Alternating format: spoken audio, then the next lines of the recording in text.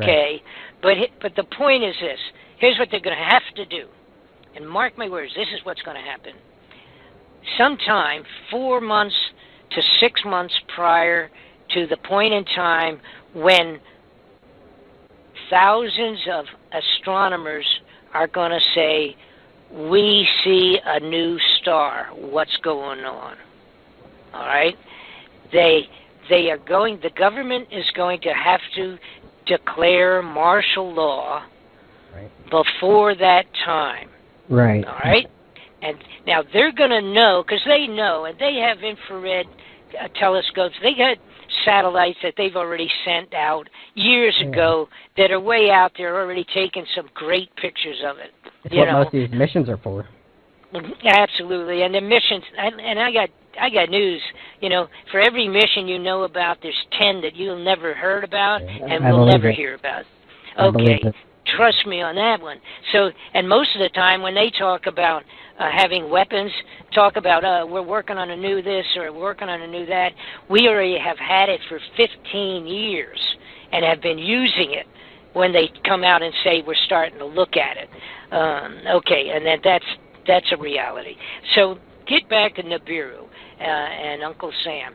They're going to do a declaration of a national emergency qualifying for martial law in the United States. They have written in their own paperwork many years ago, whenever this situation was to arise, but I mean this situation, a situation where it was needed to have martial law, that it would have to be presented to the people in a manner such that they feared for their very existence, so that the government will more easily than not, have martial law accepted in our backyard.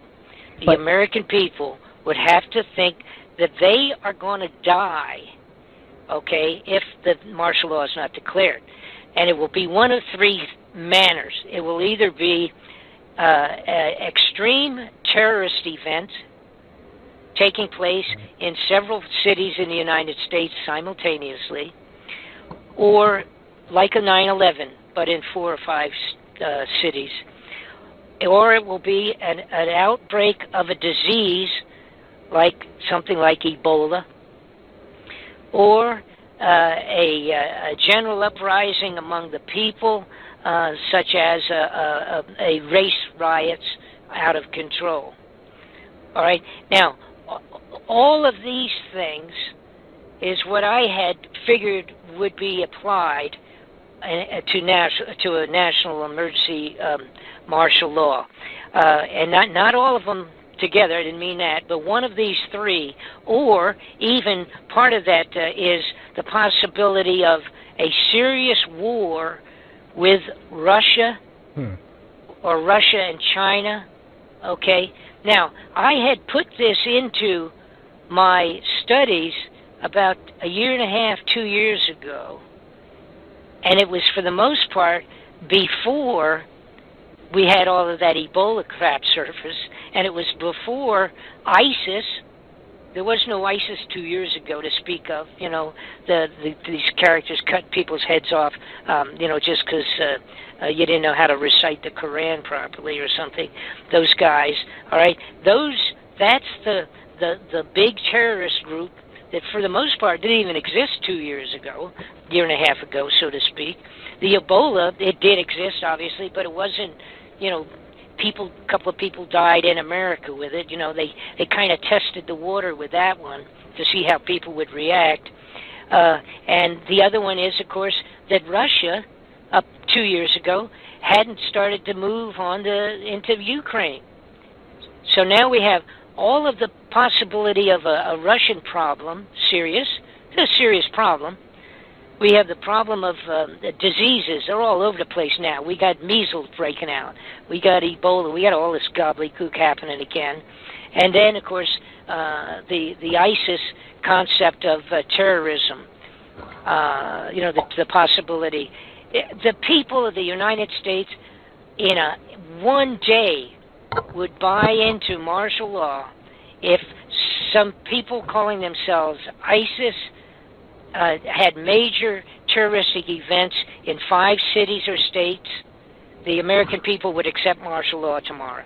Yeah, Bob, but this is the problem I have with that, is because that may be all true, but when the shit hits the fan and this thing passes, we're going to realize that our government was lying all this time. Are they going to be able to keep our loyalty? Right. Well, now let me explain to you why that doesn't even. Don't even consider that. It doesn't even make any difference. Because here's where they are at, all right?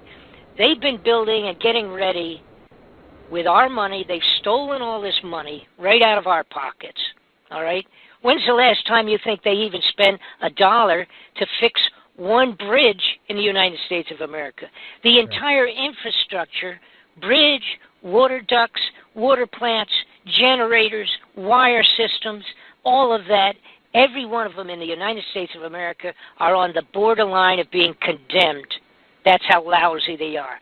We're talking, God knows how many, 500,000 bridges, for crying out loud. They have not spent a penny. That money went into their underground facilities. The foodstuffs was bought with our money. The tunnels were built with our money. All of that has been done secretly to prepare for locations for a limited number of people at the highest level to get out of town and get underground, period. When they close those doors to these facilities underground in the side of the mountains, martial law will already be in effect. The only people up there handling it are also being thrown to the wolves because the people handling a completely rioting civilization on the top of the ground with this stuff taking place. They don't care. There's no more allegiance. They don't care whether you like it or not. Well, how are they going to roll over? Excuse me? How are they going to roll over us after all this happens when the soldiers aren't going to fight for them because they're going to see that they were lied to? Right.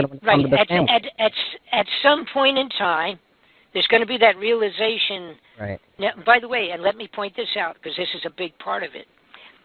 The amount of militarization of the police forces in the United States is totally beyond the dictatorial level already today as we speak. They have been training in a military direction since at least 1995 when I first saw grenade launchers, gas masks, tanks, troop carriers, 50 caliber machine guns and full automatics being delivered to the police stations around the entire nation of the world. I mean, every state in the nation here. All right? And that started in the 90s. They have these programs where they actually will give a police station and a sheriff's department grenade launchers and all these things that I'm talking about, 50 calibers, riot-controlled tanks and machine guns, 50 caliber machine gun, full automatics, and all this kind of stuff into these police forces. They've been doing it since 1994 that I know of. As of today, I have the amount of money, and by the way, that's in the DVD too. I have pictures of the sheriffs taking delivery on this stuff. I have the amount of money that's been spent. Why is the Forestry Service getting millions of dollars of full automatic weapons and riot control gear? Why is the IRS ordering thousands of bullets and thousands of machine guns under the banner of the IRS? Why is the Social Security system have purchase orders for the same kind of stuff? These are actually false billings in some cases, to where they're just saying that it's going to the Social Security. So what's the Social Security doing with machine guns? All right? So they've been doing that intentionally, and that's to build what is a military-controlled police force throughout the United States of America to control the riots, only to protect those people until they get down underground. Once they're underground and they shut those doors on the facilities, wait till you see the the films and the pictures that I've got and the DVDs about this thing in terms of the underground facilities. The doors are constructed so that if an atomic bomb went off up on the top level, it won't even affect their doors. Nobody's going to be able to get any place. Then when we travel through, when we have Noah's floods and we have all the electrical power off, think about that one. I mean, that's something else too. The electricity gone, period. The entire globe. All the power off. All the satellites completely down 20 days before it even gets close. Just the effect on it. The satellites will be gone, done, finished, terminated. No more banking, no nothing. If you got any money any place, and it won't make any difference. What you're going to need is a place to hide and some food and weapons to protect your family. Right, and any other money you have backed up, you just put it in gold, bury it. Maybe. Food is going to be more valuable than gold. Right, but if you have like $1 million or something, then you just, then you buy what you need in food and seeds and weapons and shelter and all that other good stuff, and the remainder... You better buy it, you better do some good timing on it. Yeah. I would say one thing, if they move on begin to even, if it even appears that there's things developing that might be used as an excuse for martial law, people better really start paying attention before it happens. Oh, yeah. Okay, now, now here's the back end of it. How bad is it going to be when this thing comes around? Well, the potentials are really frightening. Yeah, and that will happen from two things. One is the gravitational effect. You know, people, again, it's a little thing that we don't think about, you know, unless you're still in school, so to speak. You know, but the moon is what moves. The little moon, this little non-entity out here, so to speak. That's what moves our tides in and out every day. Just the gravity of that, and the sun.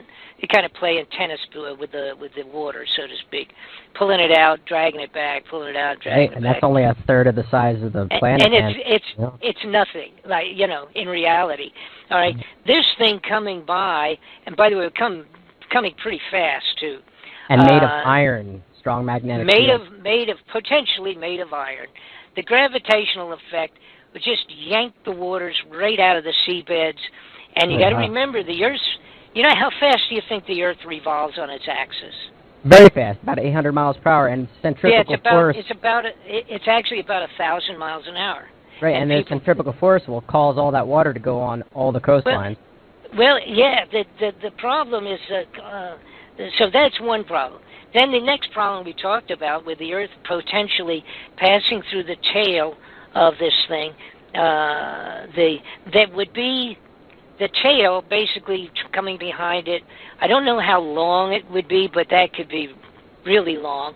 But as long as it's going fast, really quick, that's good for us, so to speak, on one hand.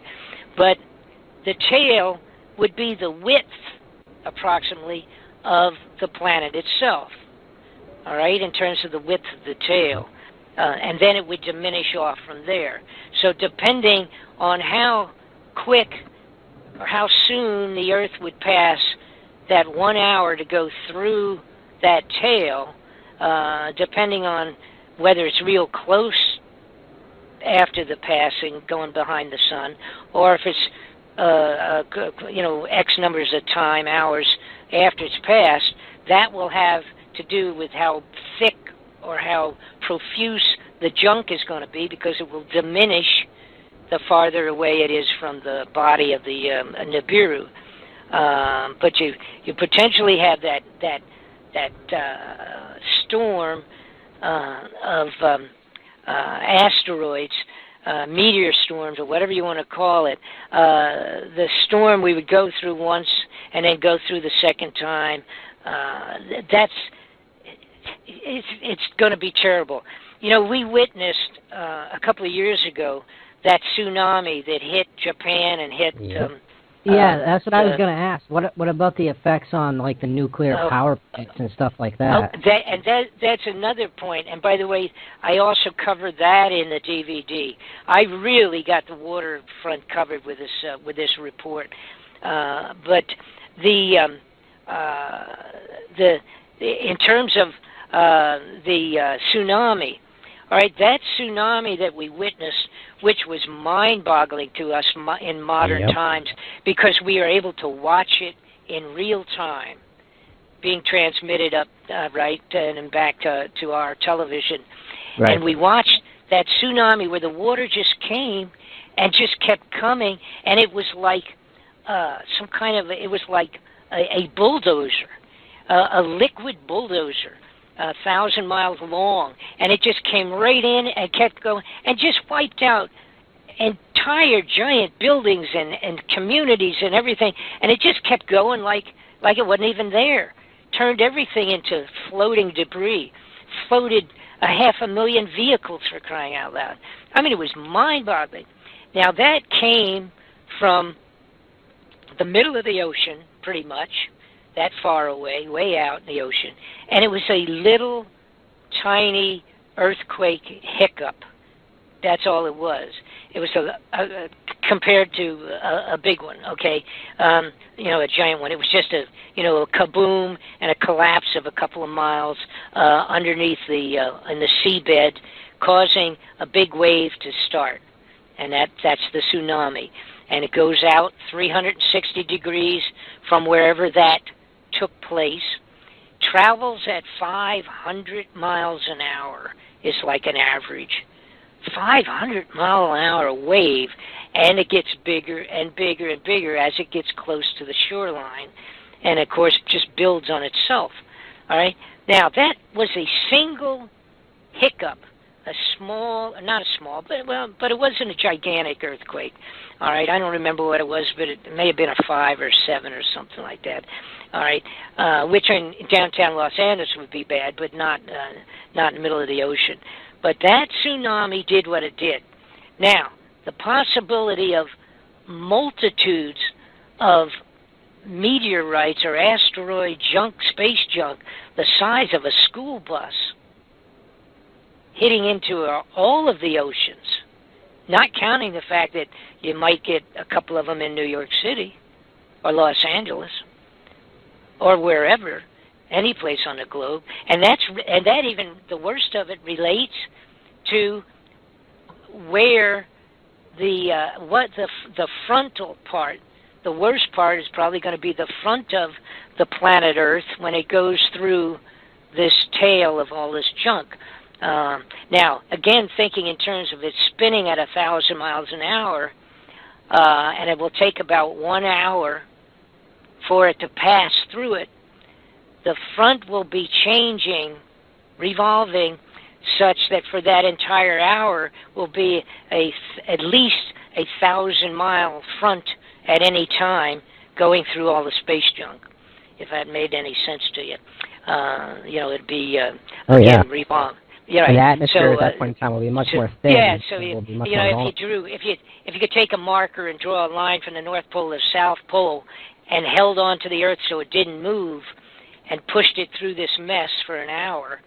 Now you do the same thing and draw that line marker and have it spinning 1,000 miles an hour. In the 1 hour it will take from beginning to exiting the junk path, the tail of this thing, you will have had 1,000 miles exposed one time, and then 1,000 miles exposed as the frontal part of this thing the second time. And then, of course, everything behind it, it's hard to analyze what that would be. The mathematics on that is over my head. But, so, what else do we have? So we got junk coming in. We have the gravitational effect on the water. We have what took place, according to the people that have done their serious studies on this thing in history, found out that the Earth, during biblical times, the last time it came through, that it came around, was jogged off of its axis 26 degrees when it came around. Now, that can be gravitational, it can be magnetic, it could be, I don't know exactly what that would have been. But they verified that because in that sky disk that I mentioned earlier, where they found this drawing with gold and bronze, this huge disk showing the picture of the sky. It included, now remembering this was from Germany, it included the Orion belt, or excuse me, not Orion, the son of a gun, one of the constellations. No, I know what you're saying. Yeah, one of the poles. One of the constellations that normally would not be seen in Germany, in the sky at that time. That's right. All right? But it was on the bottom side of this plate, on this drawing, if you will. So on the basis of that, they did the calculations, and that should have been visible in Egypt, but it was visible in the German sky that day when it happened. So it means everything was moved 26 degrees. All right, and that mathematics can be done fairly easy. Now, they went out and they said, okay, if this really happened the way we think, and on this, during those dates in old historic scripture writings, etc., you know, like the monks in Tibet, etc., the Chinese emperors, astronomers, etc., and sure enough, the entire globe was affected in radical weather, storms, winds, you know, and all of that, earthquakes, volcanoes, all those things were affected during that period of time, and they verified it around the entire globe.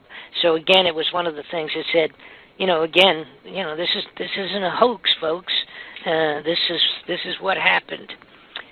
So, do you have any questions? Oh yeah, a ton of questions. But anyway, come up with one of them. Yes, I'm going to get a drink of water. Okay. I'm drinking my water. Come up with a question. Sure. Okay. Absolutely. I've been writing them down as we've been going along. So I mean, some people claim, and I don't want to take this too far out there because I know a lot of people who this is new to. We've already pushed them the limits as it is. No question. Right, but the Anunnaki, supposedly, the link to them, exactly. Okay, that's a part of the first question. I guess. Do these Anunnaki live on that planet? Do they come and visit here as the planet's passing by? Are some of them, or a good majority of them, going to leave as this 10th planet passes by, maybe 20 or 30 years from now? You know, when it's way far out there. And also, are we telepathically linked to this thing? So if humanity evolves spiritually, will we collectively influence the amount of destruction that hits us? So can we limit destruction in that sense? I mean, obviously... Yeah. Okay, well, let me approach a couple of these thoughts at this time. Okay. For the people that don't know what you're talking about, the Anunnaki is reportedly were the persons that were here before us, and actually potentially the story being that they had created, that they came from another planet. All right, back whatever period of time it would have been, and that they would have been some of the first visitors from outer space, and that literally created many of the, basically created human beings to work under their command, to do mining, you know, on the globe, on the globe of Earth, so that they could take gold back to their planet.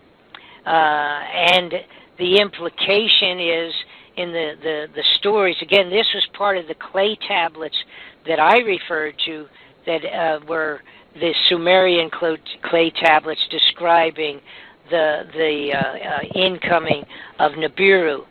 Now, according to the deciphering of those clay tablets, which, by the way, I equate it sort of like a diary of some people literally living and writing these things down 4,000 years ago in the nation of Sumeria, which is now Iraq, Iran area on the globe today.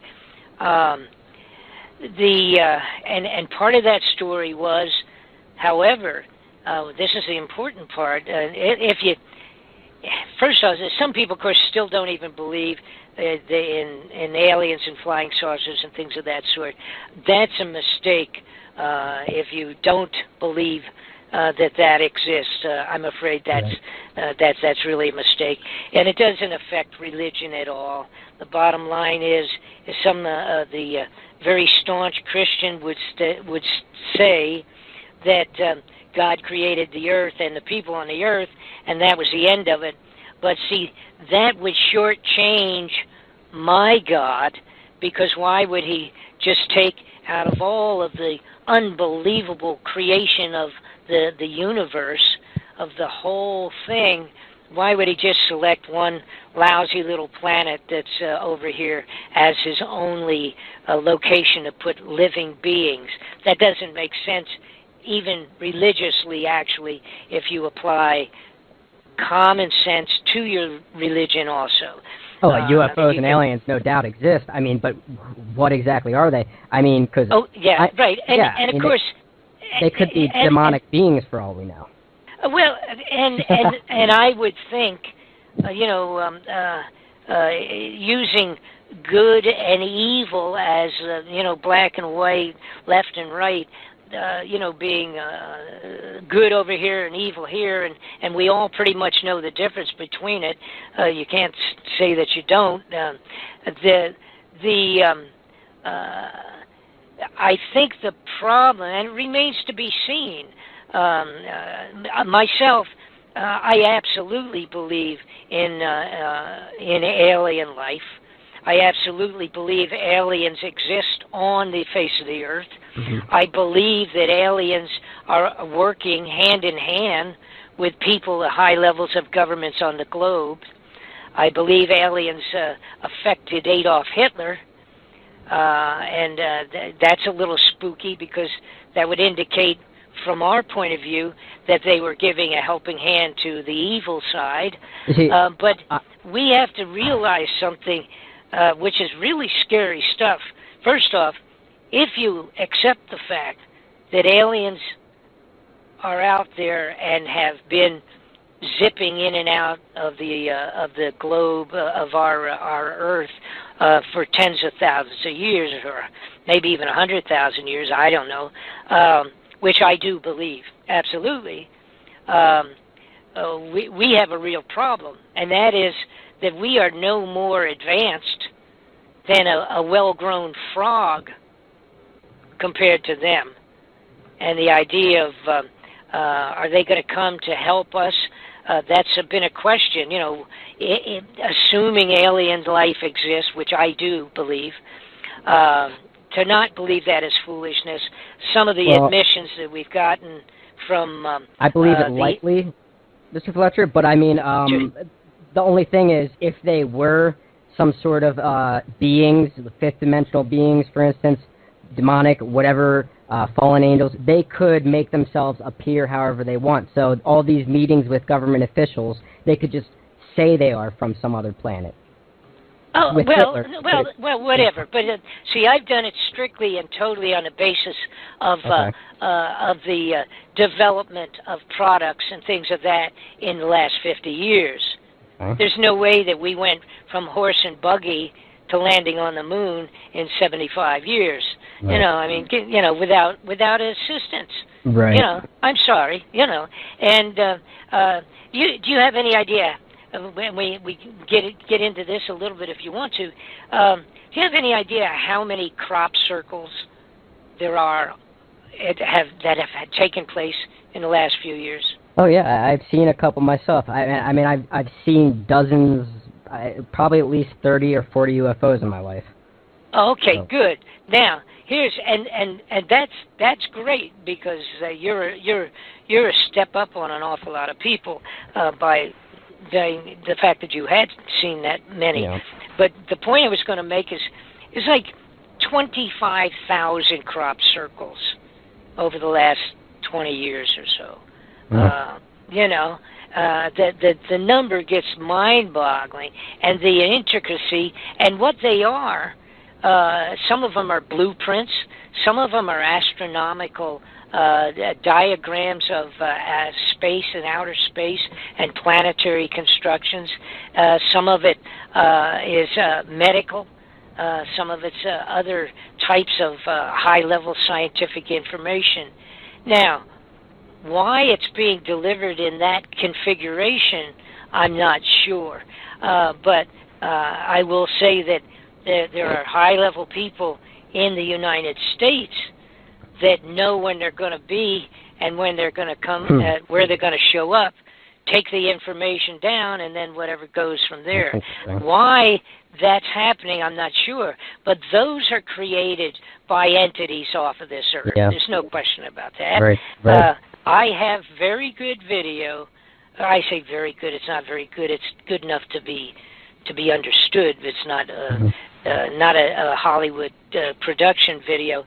But I have a couple of good videos of the 18 to 20 inch bronze-colored balls coming down and just going over the field and swinging around in a circle and creating an entire crop circle in 4 seconds. Yeah. We have that on film, see? We have that on film. Now, if you go to somebody and say, oh, I don't believe in anything, say, well, please explain this to me and to the Air Force. Well, I'm 100% with you there. I mean, you see what I'm saying? Yeah. Okay. Now, in terms of a lot of people ask, why doesn't, or do I think that there will be, let's call them space entities that would come in and assist or help us or salvage us in the last minute before this takes place? I hope so.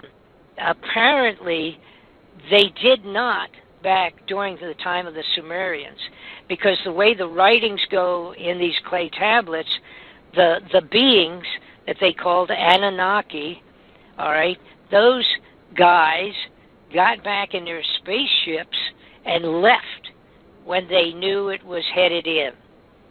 And they took off, and they left those mining, very low-level IQ grunts that were back here digging the holes and pulling out the gold and doing that stuff on their behalf, working like slaves, so to speak, or slave entities. They were stuck. They were just there. And the Anunnaki got in their spacecraft and got out of there before they hit the fan. So, anyhow, it would appear, if they couldn't do it then, if they had the ability to come from with the planet X, it could be that there's life on one of those moons. I don't know.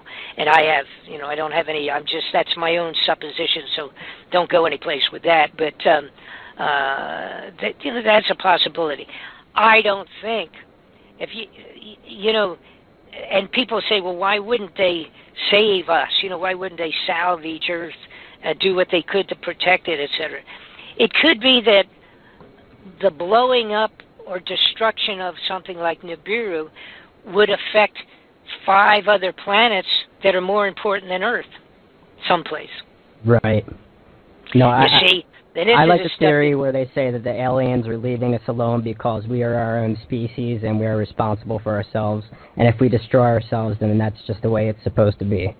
Right. Okay, but that doesn't bring into account Nibiru. You follow me? On that part of it. The idea that we make our own bed and we got to sleep in it, that certainly is true, and we've not broken any great records in terms of humanity for the last 1,000 years. That's for sure. We are We are the most messed up thing that you could ever imagine. Yeah. Well, you watch television, you watch the news. What in the world? And the Right. programs that are popular, the junk that's popular on television, embarrasses me. And like I said, Right. I told you I was in the rock and roll business. It takes a lot to embarrass me. You know, go on the road with the Who like I did. Takes a lot to rattle my cage. But the earth, speaking just for America, shame on us. The Right. condition we're in right now, shame on us all I as far agree. as that's concerned. And I don't want to get into don't want to become a preacher here, but No. that's the best way to put it, I'll tell you. So Shame on us. I have a creepy question for you. Go ahead, I'm ready for creepy. This one might creep you out of it. So, like you mentioned earlier, how the Anunnaki created humans to mine gold. I agree with that. And so, let me say this now, so people don't get the wrong idea. That is the study of Dr. Sitchin, who was a fellow that did the analysis of the clay tablets from Sumeria, Right. and that was his story. Okay, so go from there. So so what if when they're about to pass, and since Nibiru is supposedly their home planet or home star or whatever, or one of the planets orbiting Nibiru. So what if when they pass, what if like that whole rapture story is true, and what if it's not God taking us up, but what if it's these aliens, and what are they going to do? Are they going to eat us? Are they just going to start eating a lot of the population, like cattle? Well, see, the big problem is we don't know. And it's my belief, again, it's just from studying just a multitude of things that many years ago I could have cared less. But unfortunately I've been put in a position where I've had to study things that I may not have had an interest in. But we don't know. Let's take the average, these grays that are been reported as a primary worker that's here all the time, flying in on the different things and doing the experiments on people that have been picked up. They scared the hell out of me. Yeah. Okay, it would, boy, if you weren't scared, if you were picked up by one and a group of them and put up and had experiments done on you. They are the red UFOs, and if I see a red UFO, I do a prayer real fast and just I command it to leave, basically. And they are very much telepathically linked, so they will usually listen. So we get to talking about the Greys. I think the Greys are a working class, a programmed entity to carry out tasks. I think they are predominantly the characters that are manning the UFOs, the saucers, and things of that sort. Some of them are unmanned, just non-remote controlled objects. Some of them are controlled, like I say, a saucer, like the ones that crashed in Roswell, and there was 2 or 3 of them that crashed there. According to FBI papers that I have from from Hoover, FBI Director Hoover at that time. Anyhow, I think they are just a working class, sort of a robot, if you will, and they carry out what they're supposed to, and that there is other thinking entities above them that would control them, and et cetera, et cetera. According to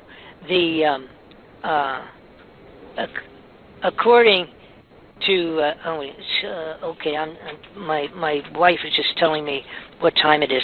According to I totally lost my direction here.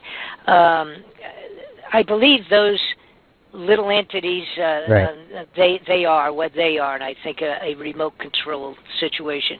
That's According right. to many people that have come forward with a thing called the Discovery Project? I think that's what it is. The taller ones are The clones. Disclosure Project. That's what Yep. it is.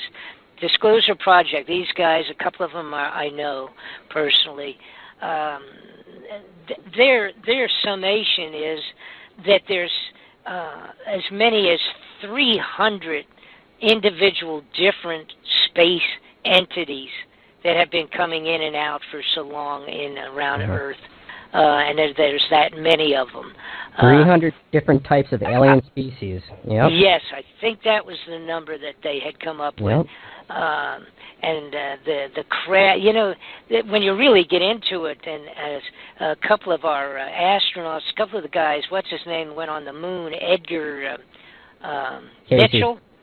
Edgar Mitchell went on to the moon a couple of times, twice I think. I have the recording of it. As soon as they landed, he said, "Oh, they're here. They're ahead of us, and their craft is parked up on the edge of the crater over there, and it's gigantic, and I can't believe it, but they're here, and just like we talked about, they're already up here waiting for us." And you go to the fellow that was in charge of Skunk Works operations that created all our spacecraft designs and all of that. Just before he died, he said, "We have been flying, we have had the capability to go to the outer planets and fly around the planets for years and years." And he says, it's never going to be made public, but we've been doing it for years and years. And when these guys at that level, he had no reason to lie. He was dying, I mean, literally on a deathbed kind of a thing. He said, "We've been doing that for," and they're talking about warping space and time. It's the only way you can go between the planets, etc. That is portal wormhole has been an old theory for long. And the truth is, and by the way, you get into that a little bit in the DVDs. The bending space and time is the only way you can literally end up going forward in time, back in time. Time and space is a graphic entity that can be varied and altered. And once you can figure out how to bend it, you can instantaneously go from a craft 50 miles over top of New York City to 50 miles over top of the moon. Anywhere. And do it within a blink of an eye. These entities that do exist out there, they have that ability. But they also have the ability to help us or not.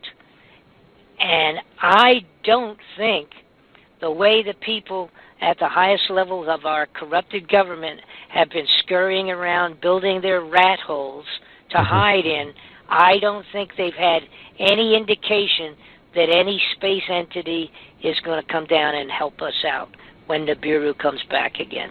I think they will. That's good. Well, I think that's they're a going to be positive crushed thought. underneath their underground cities. Excuse me? I don't know. And I don't know. It's a global earthquake here. When this thing passes and the tectonic plates realign and they move back up, this is going to be a worldwide earthquake. Right. Every place will be at least a 9.0 on the Richter scale. Some places 15.0. Yeah. I believe it will be. We're looking. If it does not get pulled away, in a manner such that it doesn't do this major damage, we're going to have tsunamis, earthquakes, volcanoes, meteor storms, and all of the above in a very short period of time on the globe. I don't know how well off these people are going to be underground with their facilities. I'm going to get out of here. But you mentioned it earlier. and you want to have another little thing to just add to the soup here, so to speak, we have 130 nuclear power plants in the United States. Yeah. And when they go through their melt thing, it only takes one, but that's when we're going to need their help. If half of them go through this meltdown situation because there's no way to control them, so you're talking 100 years before the general area, any one of those is even livable again. Yeah, and if all of them go off, you can forget about it. So we're definitely going to need their help. So the whole thing, I'll tell you one thing, there will be a lot of people praying that never believed in God. Yep. That's for sure. Absolutely. Well, that's another thing. Like Revelations, it mentions, Jesus will come in the sky as a thief in the night and all that stuff. But I believe a lot of that stuff is just symbolism for Nibiru. And when people see Nibiru and they see all the destruction, they're going to realize that a lot of what they learned in the Bible was symbolism and that the government was lying to. I don't think anybody's going to trust the government, especially the people who work under them in the military. The military people that they have trying to protect them as bodyguards. They're going to turn on them, I think. They're not going to know when the martial law is declared. Basically, they'll just go in. That's total militarily controlled every street corner, so to speak. Right. But they're not going to know. They're going to be convinced it's because of terrorism or Ebola disease or this thing or that thing. They're not going to be told what it is. By the time that's again, I'm going to say 4 to 6 months ahead of the first sightings. See, then when the sightings take place, the bad guys, they're already going to be down their hideouts, and they don't care what goes on. They're just going to lock the doors and start eating their dry foods. True. And they're going to be praying that some of them come through it, and I have no idea how long they think they may have to be underground, but they will have to be for a pretty long time. A long time, because according to archaeologists digging up the old dirt that gives that story, the scientific story of what took place, by digging into the dirt and doing the layer thing. The last time Nibiru passed close, it was 100 years of no vegetation in the dirt. Wow. Okay. Okay, sports fans. Hey, it's too bad we didn't have anything to talk about.